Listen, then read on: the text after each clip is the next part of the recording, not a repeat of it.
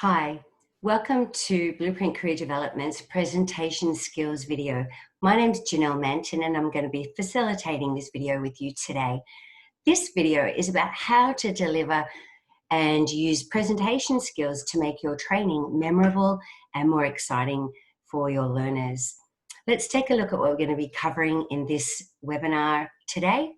So today we're going to be looking at what makes training memorable. So what kind of things can you do as a trainer to make your training memorable for your students? We're also going to be looking at a communication model. We're going to be looking at what makes a trainer great versus what makes a trainer terrible. So we're going to be focusing on what makes a trainer great today and looking at the things that you might be able to implement or expand on in your own training practice. We're going to be looking at also and discussing professional development. So professional development is really fun when it comes to presentation skills and public speaking because there's so many options that is exciting that can totally expand how you deliver and how you present and how you capture your audience's attention. So first of all, what makes training memorable? I don't know about you, but I've had some trainings that were memorable for all the wrong reasons. So today we're going to be focusing on what makes it memorable for the right reasons. So first of all, knowing your learners. It's really important that you understand who your learners are so you can deliver your training to meet their needs and pitch it at a level that they understand. So for example, if I was delivering training to a group of new school leavers, I might change slightly the way I dress. I might use more relaxed language to build rapport with those learners. And I'd also understand that their motivation is high for getting a job. So I would always be maybe encouraging that or giving skills, tips and tricks for my learners to do that. So I'm going to meet my learners' needs the more I know about them. That's the first tip for today. Other things and other ways to make this memorable is to be interactive. For every single bit of content that you deliver, you want to be able to try and incorporate your students in that. So instead of me just delivering content, one activity you could do is to ask your students to brainstorm that content on their own. Now, as adult learners, they come with preconceived ideas and already, a level of learning. So our job is to extract that from them and then add to it what we need to complete the content. So brainstorming is interactive, but it also can fill the need for content, including quizzes. So short pop quizzes or fun competitive quizzes could be a great way of engaging your learners, but also including group work. As much group work as you can, where your students might be partnering up to discuss something or working out something together, or you might be problem solving and put the students into a group where they've got to work their way through a challenge and then document that. Other things that you could do is tell great stories, and I'm going to emphasize the relevant great storytelling there. I've had a trainer once who just prattled off on long, irrelevant stories, and it was quite a distraction for me because I kept wondering when he was going to come back to the content. I could have been at home in the time that he was talking. So tell a story by all means, but make sure the story is relevant and that there's a reason or intention behind. Is it going to emphasize the learning or the training in some way? If not, then maybe leave it out. If it's a great segue into a training or a piece of content, then by all means, stories are a fantastic way of making you more relatable as a trainer, but also engaging your students. It also helps them to take the content and personalize it so they can make it more relative to themselves. Next is variety. Variety, variety, variety. You want to be able to include some music to create atmosphere, or relevant music even. Include videos. So it's not just you delivering the content. Look at what videos can help emphasize the training as well. If you're training WHS, for example, you might show a fail compilation of what not to do in the WHS arena. So look at videos to enhance, but also to capture your visual learners who are going to need to put things into place by seeing them. So you want to incorporate different learning styles into this variety as well. What that means is that I would have some visual resources. I would engage my learners in great delivery, but I might also include activities where my kinesthetic learners are incorporated into the training, and they've got their hands on and they get to try it on and put it into practice. That's what's going to make them enjoy the content. Any other way that you can create variety and make it memorable could be by showing pictures. Now, the pictures could be funny pictures that make it memorable. You could use quotes. There's a plethora of quotes that you could use in any training.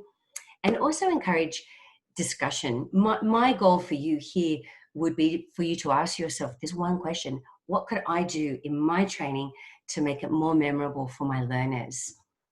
So that's challenge number one. Consider your learning environment too. This is really important because a learning environment could be a massive distraction if it's not the right environment. So basic things like comfortable ergonomic furniture, good lighting and ventilation. You want to make sure that the environment is welcoming and clean, smells nice, and that all your students have their own space and are comfortable. That's going to make a big difference. Next, we're going to look at the communication model. So it has been said that words only make up 7% of communication. Tonality makes up 38% of communication. And physiology, which is our body language, how we use our body when we talk, makes up 55% of our communication.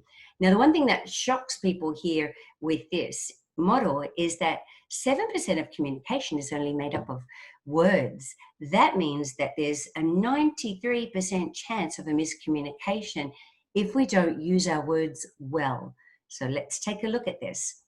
When it comes to training, you need to make sure that your words are clear and concise and that you articulate well. Now, in a real world scenario, this means you might need to open your mouth a little more, articulate your words, pronounce your words more specifically, just to make sure that the content's heard the way it needs to be heard. Remember, as a trainer, it's your job to get a message across in a very specific way. It's not the learner's job to hear it the way you said it. It's your job to deliver it in a way that they will hear it and can. So that means sometimes you need to change the order of the words in order for your students to know what you're talking about. So clear and concise, well articulated, but also well projected. So in a training room, that would mean using a slightly louder voice so the people down the back can always hear you. If you're talking in a soft, small voice, then your students are going to be distracted because they can't hear you. So it's really important that we're projecting our voice to a level that's above normal conversation to enable clear hearing of your words and understanding. You want to be confident in your delivery when you're using those words. You want to make sure that you can project your voice with some passion and enthusiasm, which would imply confidence. We all know what it's like to receive a message from somebody who's not very confident. When you're training, it's your job to make sure that the students are learning. So confidence comes with that being successful. A well-paced training with pauses. So for me personally, I love a great fast-paced training, somebody who's speaking clearly, concisely, with great projection in a good pace makes it 10 times more interesting for me, as opposed to somebody who, talks a little bit slower. And well, personally, I could go to sleep in the middle of that. So a well-paced training means to keep it interesting and keep it with a bit of momentum. If you tend to be a slow talker, you might want to pick the pace up a little bit. Now, there is a balance there of making sure it's not too fast. And if you're articulating well, then pace shouldn't be a problem. The one thing that I do want to point out there is that I have said with pauses, quite a lot of us say ums and ahs and yes and rights a lot. So sometimes we just need to pause, take a breath, so our brain can quickly catch up with the words that we want to say next. And by creating that pause, instead of filling it with an word, Creating that pause, it actually allows your students to tune in, and they're waiting for the next word. So it actually increases the engagement and the interaction. See what I mean? So the next one is avoid, where you possibly can, any kind of slang, jokes, the overuse of jargon, unnecessary terminology is really important. Slang is definitely a no-no. It's just not great in a training at the best of times. It could also be very easily misunderstood if you have a diverse group. Jokes can go badly and can very easily offend. So unless you yourself is at the brunt of that joke, then I would probably avoid using jokes, but I wouldn't avoid using humor. There's a big difference. So just be mindful about the kind of jokes you might tell. Make sure they're relevant. The next one is to include some tonal variety. I did make an example before, if we were talking slowly and not using pauses, the impact of that. But when we're using tonal variety and we've got great pace and pause, it makes the training so much easier to listen to. So let's take a look next at tonal variety. So tonality, or the tone in which we say words, it actually implies the meaning. So let's take a look at some different ways that we could say words. If we look at statement tonality in the context of training, a statement tonality is flat. It doesn't go up or down at the end, and it's great to use statement terminology or statement tonality when you're delivering facts and figures, right? That could get a bit boring after a while though, because it may not have any variety. One thing I would like you to consider being mindful of is using the questioning tonality. Questioning tonality, unfortunately, is a trait of the Australian accent, and we do tend to have an up intonation at the end of our words. Now, in training, though, that can be a problem because training, if it was to go up at the end, it could actually portray a bit of insecurity. It could also portray uncertainty, and it can also affect your students with them feeling uncertain. So can you imagine if my whole training ended with a slight intonation at the end? It would be hard to listen to over a long period of time, but I would also be sitting there questioning, the seriousness of the content. The next one is command tonality. So the command tonality is definitely something that you want to use if you're delivering content that's really serious, especially in the health industry, community services, where things need to be done in a particular way. You want to use a command tonality. If I was going to ask you to participate in a particular activity and turn to page 12, I'm not going to say turn to page 12. In other words, command tonality helps you get things done. But unless you're delivering a military style presentation, you want to avoid too much command tonality because you could come across as a bit authoritarian. You want to be approachable as approachable as you can in your delivery. Remember that the tone of which you use portrays truth and sincerity. And people can pick up through our senses when somebody is not being sincere or truthful. So make sure that from your heart, you're speaking from your heart, and that the tone you're using matches how you feel to a degree, because you don't want to go in after a bad day and train if you're in a bad mood, because that level of sincerity might come through, and it does your students an injustice when we don't put them first and consider what they need. The next one in our communication model was body language. Now, these are all things or suggestions, but I would like to chat about these because body language is 55%. It's the biggest part of how we communicate. You can have a conversation with somebody in a room just by making eye contact and face gestures. So how important is this in training? So the one thing that I want you to avoid is using your conversational hands when you train. Conversational hands, like you would if you were telling a girlfriend a story, can get really distracting and you can get into it like this. But that can be a massive distraction. Your job using body language in a training environment is to make sure that your hands and your body are doing everything they can to get the message across as clear and succinct as possible. So to make your training more memorable and your students to be more engaged and you just a more incredible, great trainer, then consider some of the following here. You want to make your hand gestures and your body movements bold and grandiose where you can. And I don't mean bold and grandiose without purpose. I mean, make them big, but with intention. So I'm not going to say be talking about something and be making big grandiose gestures if that doesn't reflect what my words are saying. So the idea with body language is to use bold, grandiose, intentional, and purposeful gestures that help get your message across more clearly, where your hands aren't being a distraction and they get the message across. If I was talking about the future, I might use a hand gesture that points to the future. So my students are envisioning that, as opposed to, again, my conversational hands or my fidgety hands. So a couple of things we want to make sure is that we're decisive with our hand actions or our body movements, that we avoid our distractions or our fiddling and fidgeting.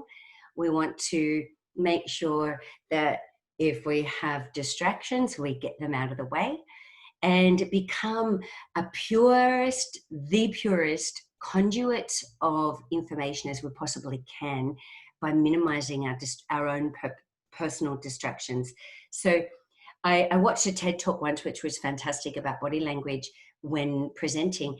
And they said to keep your body language in a circle outside of your body. So your hands should be always operating in this space. So unzip them from your arm here or from your body and get your hands out so you can help deliver fantastic, powerful messages. The next, we're going to look at great trainers. So I don't know about you, but there's a lot of things that we could add to our own personal experiences about what makes training horrible or boring. But we're not focusing on that today. What we are going to look at is what makes training great. What makes a trainer great? Some of these things you already have, and some you might need to work on. I'm going to let you decide. But you do need to be a good group manager. Now, if you've got somebody in your class who is a distraction and you don't take care of it, you're putting yourself at risk of the whole class turning against you for not managing that one person. So being a good group manager means that you're aware of what's happening in the training, in the classroom, you're aware of who's distracting and who's taking up too much time, and you can manage the group and the individuals in it really fairly and easily. It also means staying on time. So making sure that you're a good timekeeper, so those students don't ever have to go home late, because they don't like that. Passion. Now, a great trainer exudes passion. So what could you do to amp up your passion? You might be training the same thing over and over, and it might be your 5th year into it. So what can you do to reinvigorate or instill a bit of passion into it? If this is your passion project, then it's easy, because it's easy to do things with enthusiasm that we're passionate about. But if you're not passionate about it, then my question to you would be, what could you do to increase the passion? Because passionate energy is contagious, and your students will love the content even more if they think you love it and that they think you're passionate about it. If you don't think it's very exciting, they're not going to think so either. The next one is be empathetic. If you've been training the same thing for a long time, it's really easy to forget what it's like to be a learner of that content for the first time. So be empathetic as to your student situations, their understanding levels, how they're taking on the spectrum of emotions that they're going to go through. So offering some empathy is definitely needed, and it's going to help you be more approachable and assist your learners get through and complete the content successfully. Open-mindedness. I believe, and certainly we believe at Blueprint, that being open-minded is one of the great keys to being a great trainer. Your ability to be open-minded allows new information to come in, new ideas, new ways. So that's always going to improve the training. Be professional, so maintain some professional boundaries and standards in the way that we act. Also, we're going to make sure that we're following all legal requirements as far as anti-discrimination, privacy, confidentiality, and also disclose any conflicts that you might have. If you're training your brother, for example, you might want to let your RTO know that there could potentially be a conflict of interest in that class. The next one is innovation, or be innovative. It's great to consider amping or revamping your training up at any given time. So be innovative. Look at new ways. There's so much new information coming to us every day via the net on how we can innovate in training. So be open to taking on new learnings and new ways of doing things, and be honest. I always tell the truth. If you don't know something, say so. Be honest tactfully if you need to be, but also be mindful of your limitations, which also brings me to another point a little bit later in this slide. Having integrity is massively important. Keep your word. If you're going to do something, please follow through.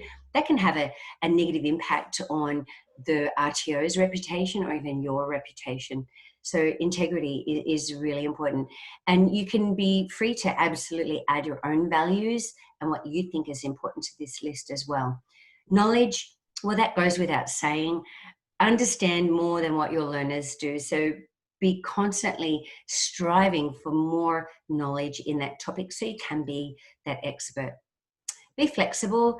Not only is that a requirement, but your ability to be a flexible trainer is probably the greatest trait you have. Knowing that not everybody learns the same way, every class could be different, every outcome needs to be achieved, but there is a million different ways that we can get there. So your ability to be flexible has enormous benefits for your students as well. Next, make it fun. Did you know that a fun training is a more memorable one? And the reason why is because when we're having fun, we've got happy hormones going through our body, and that creates an uplifting, memorable experience. We also get a little bit addicted to that happy hormone. So your job as a trainer, and I don't know if you're aware of this, but you could actually create addicted learners. So because they're addicted to the fun, they equate fun with learning. Now that's a beautiful thing if you can do that. So what could you do to make the training a little bit lighthearted? Take it seriously, but not too seriously, and incorporate some fun activities. I can guarantee you your students will love you. Your RTO will get referral business, and the students will be raving fans as a result of it. Next one is confidence. I've already mentioned confidence as a trait that we need in previous slide. Know your limits. This matches up with being honest. If you don't know the answer to a question, it is totally okay to say, I don't know, but I will find out for you. Another way of deflecting a question that you don't know the answer to is put it to the group. What does the group think about this? And then get your students to answer. It's really okay to know what your limits are, and it's even better to say it, because your students will respect and appreciate that as well. Be patient. Not everyone gets the information at the same time, so we do need to be patient with the different learners that we have in our groups. So exercise patience. Your students will like you for that, and you'll also have more understanding at the end of the training from your students. Well-groomed, it goes without saying. You want to make sure that you smell good, you have clean, fresh breath, that you're dressed appropriately for the training with an iron shirt. So if you're not well-groomed, that can be a distraction. It will simply be a distraction for somebody. And when your students are distracted, they're not learning. They're thinking about the distraction. So it's really important that we do everything that we can to minimize distractions. The next one, and probably one of the most important things on this list here, a great trainer knows how to build rapport. And rapport is about getting your students to feel familiar and comfortable. So your ability to build rapport and get your students comfortable quickly is one of the greatest things that you could work on. So building rapport is easy. It means you can get along with everyone and make everyone feel comfortable. So what are some ways that you can do that? Really simply engage in conversation, ask questions, and try and find that point where there's a familiarity, and then you can go from there. The conversation then becomes more relaxed. When the conversations are more relaxed, your students are more relaxed, and they will actually learn more when they're relaxed. The very last one on this list, and it's certainly not the last of the list because there's a million things that could be added to this, is just to be approachable. I know I've had training in the past where the trainer didn't make themselves very approachable, and it inhibited my ability to move forward in the training because I was stuck on something. So approachable, down to earth, genuine trainer as a person even makes the training not only more interactive and memorable, but it also helps impart the knowledge that you intended in the first place. Now let's talk about professional development. There are some really exciting things that you can do to develop your skills as a trainer. The first one, as it says, is public speaking workshops there. So public speaking workshops, there is so many that you can choose from. You can Google search them, but a public speaking workshop will not only get you more comfortable speaking in front of groups, it can also help you formulate your talks. Now, public speaking and training are a little bit different, but the principle of delivering information is still the same. So head on into YouTube and TED Talks or any other areas for where you can get public speaking workshops from. Theatre and acting courses are an amazing way of developing your skills, your vocal skills and your body language. The same would be for stand-up comedy and singing lessons and voice coaching. If you have difficulty in articulating or in projecting your voice coaching is amazing. There's a lot of experienced voice coaches that can help you with that. And also singing lessons. Singing lessons are fantastic for strengthening your vocal cords and helping with that vocal variety so you can make the training sound interesting. You've also got one-on-one coaching. There's a lot of coaches who do public speaking or train the trainer type of coaching. And of course, you could do formal training. So professionally developing yourself through doing a diploma of training, design and development, or a diploma of vocational education and training. There's also presentation skill sets that are available through Vet Sector if you were interested in doing nationally recognized training.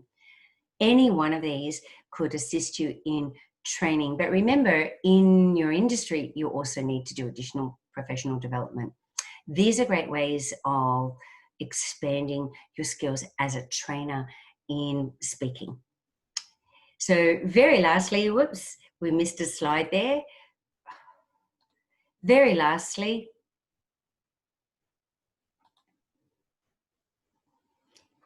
and next, exceed their expectations. Every single student is going to come to class with an expectation of what that training is about or how it's going to be. They've either heard from their friends or based on their previous experience with training, they already know what they think they're going to get. So I would challenge you to exceed their expectations. Make it amazing. Do what you can to blow their expectations out of the water, because not only will you have raving fans, but you'll get referral business, you'll expand the RTO's referrals and more business, keeps you in a job. But most importantly, and the most important thing of all, when you exceed your students' expectations, they go away feeling happy and content, and they also have everything that they need to be able to do their job or whatever it is that they were doing the course for. So exceeding their expectations creates raving fans, and that's what you want. So lastly, where to go to get some more information. So TED Talks. Remember that every single TED Talker has had to go through rigorous training in how they deliver to be a TED Talker. So when you watch any TED Talk, just watch every single speaker and look at how they're standing, how they're using their hands, what they're doing with their hands, how they're projecting their voice, using pause, etc. And by all means, go to YouTube and TED to look for training or videos on how to deliver training or how to emphasize or get better at public speaking, because there is a ton of information in just these two resources. One of my favorite books is Talk Like TED. It's a book on how to be a TED Talker. So there's an incredible amount of information there. There's also an extraordinary amount of other books on public speaking and how to present or deliver training. So by all means, utilize those for books and talk to the people who are doing this already and doing it well. Sign up for their newsletters, watch their YouTube videos, do their online courses. So look at industry experts and industry leaders and look at how you can work with them or get information from them to inform your own practice and be the most amazing trainer that you can. Remember that your job is to deliver information in the most exciting, engaging, interactive way so your learners walk away with the information that you intended. And you can have a lot of fun doing that along the way, as well as your students. So I hope you enjoyed this talk on presentation skills, and I look forward to seeing you again in another video soon.